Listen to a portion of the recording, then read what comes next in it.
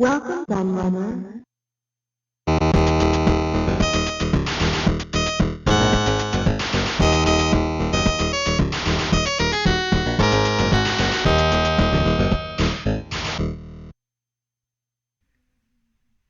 Hey everybody, Kieran aka The Laird here, and you may have seen my video from 2 days ago with a review of the Centre for Computing History's Games Consoles Trump Cards, and this video today is a follow-up where we'll be looking at the Home Computers Trump Cards.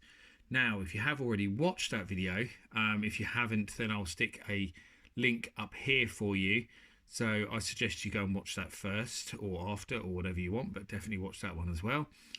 And I said in the video for the Games Consoles cards, I'd already reviewed the home computer cards in a previous video. So I'll just explain, because obviously I haven't. These are back to front. The reason being is that video was the upload, a re-upload from my old channel, which for those who don't know got taken down by copyright trolls. Long story, but I was planning to upload my old video of the home computers trump cards as well, so they were both there and obviously put them in the correct order. But then when I went through my PC, I could not find the review for these anywhere, so it seems that I must have deleted it by mistake at some point. Either that, or it may have been stored on my old laptop and I hadn't realised it was on there and not transferred it across or something. I don't know, but safe to say I didn't have it. It was gone. So I decided that I better do another one and review it again. Now, first thing I do want to point out is that you'll see that especially if you saw the previous video, these were in a cassette case, and these aren't. These are in a cardboard box. But the newer versions of these cards, which you can order from the site, I believe are in cassette cases. It shows them being cassette cases like these. So rest assured they would match on the shelf. Mine don't. I got an early version of these, which they kindly sent me to have a look at and review and stuff at the time. So that's why mine are like that. But the cards, I'm reliably informed, are exactly the same. And I also stuck at the back there the similars that Spectrum Classic Card Game Challenge, which is a similar thing to Trump's, also in a cassette case. I will stick a video up of them perhaps next week, so you can see what those were all about, because I'm sure there's going to be a lot of people going, oh, I'm interested in those now, what are those? So I'll re-upload my review of those, because I have still got that somewhere. And just for the hell of it, I've put a pack of proper Top Trumps there, purely for decorative purposes, so you can kind of see that they're the same size and style. And also, I mean, these come in plastic cases as well, although they have these bits on the top from the display. But yeah, they do come in plastic cases. So putting them in tape cases is quite clever in many different ways. But I thought I'd stick those there. My son is a big fan of Top Trumps in general, and they're one of his many sets that he's got that he bought from the Tank Museum in Dorset, in Bovingdon Camp in Dorset. And they're his favourite Top Trumps. So they're the ones he wanted me to put in this video. So I've put them there for him. So let's have a look. I seem to have some the wrong way around, so I'm just sorting them out. Now that's happened, must be when I put them back. So here we are. Here's our Top Trumps. So the first card tells us about them. Then we've got another card, Welcome, telling you a little bit more, and the stats. So we've got CPU type, clock frequency, general purpose memory, maximum display resolution, palette of possible colours, spot the American way for some reason, which is a bit strange, and year. I only just spotted that. That's really weird, they spelled the American way, considering these are an English product. And then the cards with a kind of nice plain back on them. And then this is the cards themselves. So as you see, you'll see all the ratings there. So for example, with this Acorn Archimedes, it's got your CPU. So what you're looking at here is not actually what the CPU is, it's what bit it is. So that's the part of that you're really using. Because otherwise, how can you differentiate between ARM2 or MOS 6502 or whatever? Which one's better. So you use the bitness, your clock speed, your RAM, your resolution, your palette, and the year of release. I'm not sure though with year of release. What would be better, older or newer? I guess you can decide that. And each card actually does tell you the country of origin as well, although that's kind of pointless, with a nice picture. So let's have a little look through. So we've got a couple of Acorns. We've got quite a few Acorn and BBC computers in here. Actually, I think that's because they've got such a big collection of them that compute, Centre for Computing History. And they've got quite close links to Acorn. I mean, ARM, the modern company that Acorn became, obviously huge company now. If you've got a mobile phone, it's probably got an ARM chip in it. ARM have been very generous in helping to support the Centre for Computing History over the years. So then early stuff like an Altair, Amstrad CPCs, Apple II, Apple Macs, Atari 400 and 800. I find this quite strange that they put the 400 and 800 because, as you can see, RAM aside, they're exactly the same computer. So it seems a bit strange. Why not have had an XE or an XL computer in there? Because they obviously were changes with those small changes, or the XEGS. I suppose it's more of a console, but yeah, an XE or an XL would have made a lot more sense because obviously then having 64 kilobytes of RAM or 128 kilobytes. So yeah, strange choice putting those two in. An original Atari ST.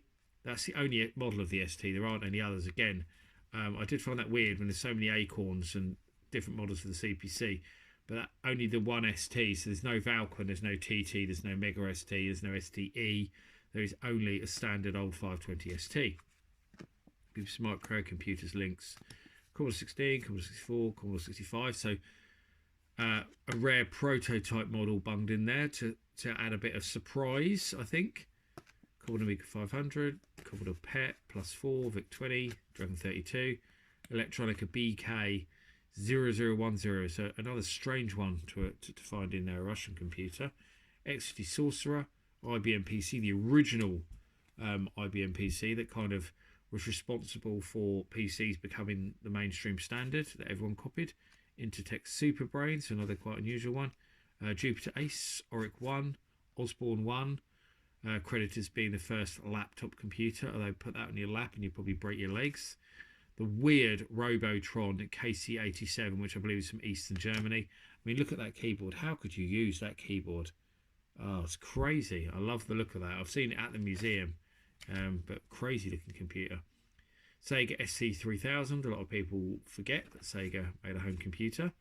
Sinclair ZX Spectrum, of course, the original one. There isn't a 128K or a +2 or a +3 or anything like that.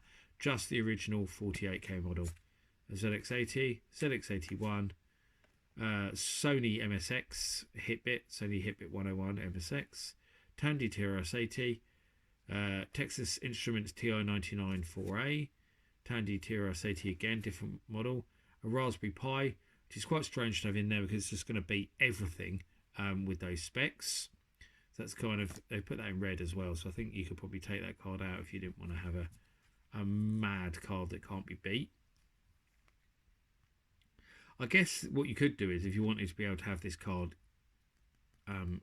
as be able to get beat, you could have year and lowest as best, and then you could beat that card. Sharp MZ80A and a Sinclair QL. That's it. So there are some missing computers that you'd probably like to see in there, like I've mentioned. Quite a few, like the other Atari computers have gone through. Another one that sprung to mind, Tattung Einstein, Sam Coupe, Memorex MTX. There's a few more that they possibly could have put in there, but didn't. There's also some different Apple computers that perhaps could have gone in there. But yeah, there's still a pretty fair representation of home computers, and they are lovely. They're such nice cards. Really good quality cardboard, nice images, and a lot of fun to play. I played them with my son, and he very much enjoyed it. But you can play them, or you can just collect them and keep them as a nice collector's piece on your shelf, because either way they are very, very nice. So what I'll actually quickly do is show you, get one of the consoles cards, because you can and see what the differences are, because I'm sure a lot of people would be asking if you could kind of combine the two to play them together, and you actually can't because the ratings are different. So you'll see there you got some ones like speed and RAM, But then the console ones have got like Cool Factor, which isn't on here, library. So there's different categories.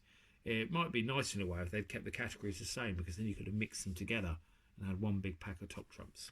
But unfortunately you can't. So I just thought I'd show you that, because I knew that would be perhaps something that people would ask, if that was possible to mix them together into one pack.